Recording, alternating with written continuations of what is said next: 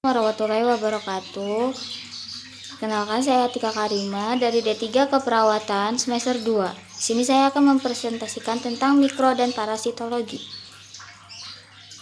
Tentang dermatofitosis. Dermatofitosis adalah penyakit yang disebabkan oleh kolonisasi jamur dermatofit yang menyerang jaringan yang mengandung kreatin, seperti stratum corneum kulit, rambut, dan kuku pada manusia dan hewan.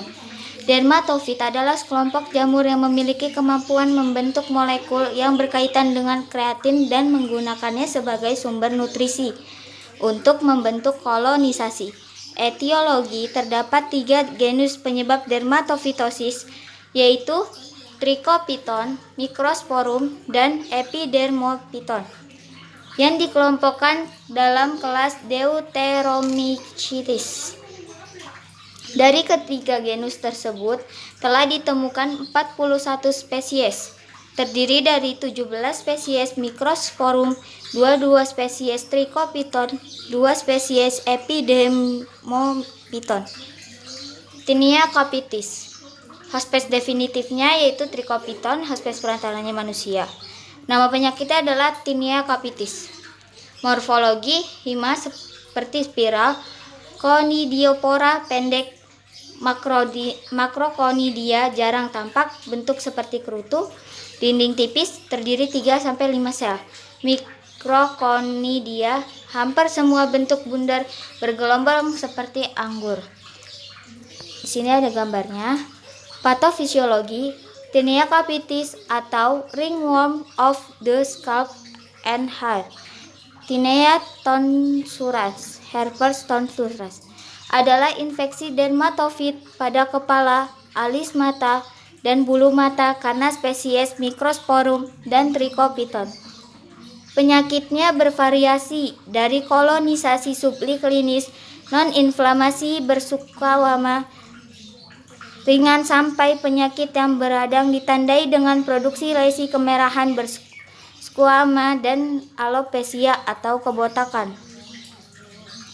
Tinea capitis. Epidemiologi: sering dijumpai pada anak-anak 3-14 tahun, jarang pada dewasa, 3,4 kasus pada dewasa karena infeksi T.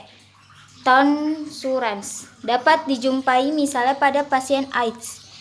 Dewasa, transmisi meningkat dengan berkurangnya higien sanitasi individu, padatnya penduduk, dan status ekonomi rendah. Selanjutnya, cara infeksinya: yang pertama, kontak langsung, yang kedua, pakaian pakai, 3, infeksi ektotrik di luar rambut, 5, infeksi endotrik di dalam rambut. Gejala klinis: lesi mula-mula berupa papula kecil yang eritematus, biasanya pada suakama, tetapi keradangan minimal. Rambut-rambut pada daerah yang terkena berubah menjadi abu-abu dan kusam sekunder dibungkus artokonida dan patah beberapa milimeter di atas kepala. Di sini ada siklus hidupnya.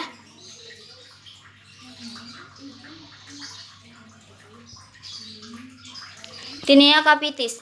Diagnosis laboratorium yang dengan cara pemeriksaan lampu Wood dan pemeriksaan kesediaan KOH dan kultur. 2. Pengobatan dan pencegahan, penata laksanaan umum, dan terapi medis. Tinea facialis. Hospes definitifnya Microsporum, hospes perantaranya manusia. Nama penyakitnya Tinea facialis. Morfologi: koloni warna putih, kuning coklat, coklat kemerahan. Makroconidia berbentuk seperti spindel, ujung runcing, terdiri dari 6-15 SE. Dinding tebal dan permukaan terdapat tonjolan kecil seperti duri. Kedua, Microconidia jarang ditemukan. Patologinya: Tinea facialis adalah suatu dermatofitosis superficial yang terbatas pada kulit dan tidak berambut yang terjadi pada wajah. Memiliki karakteristik sebagai plak eritema yang melingkar dengan batas yang jelas. Infeksi dapat muncul pada permukaan wajah, termasuk bibir, atas, dan dagu. Pada pria, kondisi ini dikenal sebagai tinea barbae ketika infeksi dermatofit terdapat di daerah berjenggot. Tinea facialis. Epidemiologi. Tinea facialis merupakan penyakit yang biasa terjadi.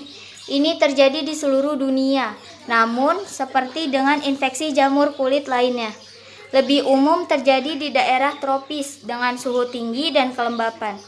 Tinea facialis dapat muncul pada segala usia, di mana puncaknya terjadi pada anak-anak dan mereka berusia 20-40 tahun. Cara infeksinya pada stratum corneum. Fase pertama dari invasi dermatofit melibatkan infeksi arthroconidia ke keratinosit. Secara in vitro, proses ini komplit dalam waktu 2 jam setelah kontak, di mana stadium germinasi dan penetrasi keratinosit timbul melalui kontak langsung atau hewan. Gejala klinis: gatal yang kadang-kadang meningkat waktu berkeringat serta rasa terbakar memburuk setelah paparan sinar matahari atau fotosensitivitas. Gejala yang asimptomatis. Sini ada siklus hidup ya. Selanjutnya ada diagnosis laboratorium.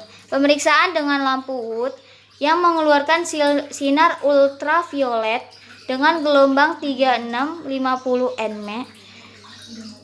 Beberapa spesies dermatofit tertentu yang berasal dari genus Microsporum menghasilkan substansi yang dapat membuat lesi menjadi warna hijau ketika disinari lampu UV dalam ruangan yang gelap. Pengobatannya, yang pertama kombinasi asam salisilat 3,6% dan asam benzoat 6-12% dalam bentuk salep atau salep white vial. Yang kedua, kombinasi asam salisilat dan sulfur precipitatum dalam bentuk salep 2,4 salep 3-10, derivat azol, mikronazol 2%, clotrimazol 1%, ketoconazol 1%, dan lain-lain. Pencegahan: 1. Mengurangi kelembapan dari tubuh penderita dengan menghindari berkeringat yang berlebihan. Yang kedua, menghindari sumber penularan, yaitu binatang, kuda, sapi, kucing, anjing, atau kontak penderita lain. Menghilangkan fokal infeksi di tempat lain, misalnya di kuku atau di kaki. Yang keempat, meningkatkan hygiene dan memperbaiki makanan. Selanjutnya ada Tinea barbae. Hospes definitif Trichophyton verrucosum. Hospes perantaranya adalah hewan ternak. Nama penyakitnya adalah Tinea barbae. Morfologi hifa seperti spiral, Conidiopora pendek, Macroconidia jarang tampak, bentuk seperti kerutu, dinding tipis, terdiri 3-5 sel. Yang ketiga, Microconidia hampir semua berbentuk bundar bergelombang seperti anggur. Patologinya, Tinea barbae dan psikosis barbae adalah bentuk infeksi jamur dermatofita pada daerah dagu atau jenggot yang menyerang kulit dan folikel rambut.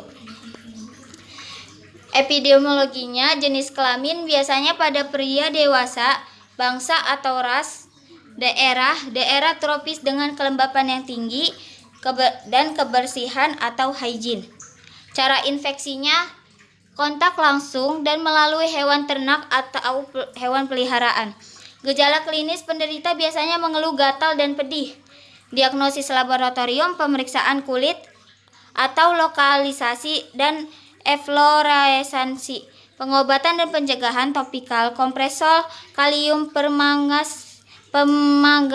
atau sol asam asetat. Pencegahan rambut, daerah jenggot dicukur bersih, jaga kebersihan umum. Selanjutnya Tinea corporis. Hospes definitifnya Trichophyton. Hospes perantaranya manusia. Nama penyakitnya Tinea corporis. Morfologi hifa seperti spiral, Conidiopora pendek, Macroconidia jarang tampak, bentuk seperti kerutu, dinding tipis, terdiri 3-5 sel. Microconidia hampir semua berbentuk bundar bergelombang seperti anggur.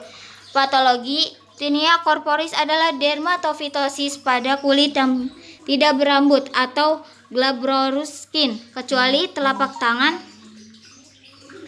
telapak kaki, dan lipat paha. Infeksi jamur yang disebabkan oleh jamur dermatofita yaitu epidermophyton, mycosporum, dan trichophyton. Terdapat lebih dari 40 spesies dermatofita yang berbeda yang menginfeksi kulit, dan salah satu penyakit yang disebabkan jamur golongan dermatofita adalah Tinea corporis. Epidemiologi di seluruh dunia diperkirakan menyerang 20-25% populasi dunia dan merupakan salah satu bentuk infeksi kulit tersering. Penyakit ini tersebar di seluruh dunia yang dapat menyerang semua ras, negara tropis, iklim panas, dan kelembapan yang tinggi, dan sering terjadi eksaserbasi. Cara infeksinya, kontak dengan individu, binatang peliharaan yang terinfeksi dengan mamalia liar atau tanah yang terkontaminasi, pakaian, perabot, dan sebagainya. Gejala klinis, lesi bulat dan atau lonjong, bercak-bercak bisa melebar, dan memberi gambaran yang polisklinik, arsinar, dan sirsinar. Pada bagian pinggir ditemukan lesi aktif yang ditandai dengan aritema, adanya papul atau vesikal. Tinea corporis, diagnosa laboratorium. Diagnosa ditegakkan berdasarkan gejala klinis dan pemeriksaan laboratorium yaitu mikroskopis, langsung, dan kultur. Contoh pemeriksaan lampu Wood. Selanjutnya pencegahan dan pengobatan. Yang pertama non medikamentosa. Jangan menggunakan handuk, baju, atau lainnya secara bergantian dengan orang yang terinfeksi. Yang kedua, medikamentosa, pengobatan topikal dan pengobatan sistemik. Studi kasus. Balita M, laki-laki 14 bulan, berat badan 6 kg, datang ke puskesmas rawat inap Kota Karang pada tanggal 17 Maret 2014. Ibu pasien menceritakan bahwa sejak 1 tahun yang lalu ada bercak putih sebesar koin di kepala bayi. Bercak ini membuat bayi sering menangis karena gatal. Bercak tersebut sering digaruk oleh bayi, sehingga bayi sering rewel. Lama-kelamaan bercak tersebut meluas. Saat ini bercak meluas hingga sebagian kulit besar kepala dan bersisik halus. Rambut anaknya juga menjadi kusam dan gampang putus sejak bercak tersebut muncul. Ibu pasien menceritakan bahwa 2 bulan yang lalu berat badan anaknya adalah 9 kg. Selama 2 bulan terakhir anaknya sulit makan. Nafsu makannya menurun sehingga mengalami penurunan berat badan sebanyak 3 kg dalam 2 bulan. Sehari-hari anak makan 2 kali namun jarang habis. Biasanya pagi hari anak hanya makan bubur nasi setengah piring dan malam hari juga bubur nasi setengah piring dengan lauk yang dilumatkan berupa ikan dan tahu. Anak juga mengkonsumsi susu sapi 1 gelas per hari sejak usia 3 bulan. Tidak ada demam dalam 1 bulan terakhir dan tidak ada anggota keluarga yang menderita batuk lama, tidak ada perut buncit, rambut jagung maupun BAB cair dalam jangka waktu yang lama. Sekian dari saya, kurang lebihnya mohon maaf. Wassalamualaikum warahmatullahi wabarakatuh.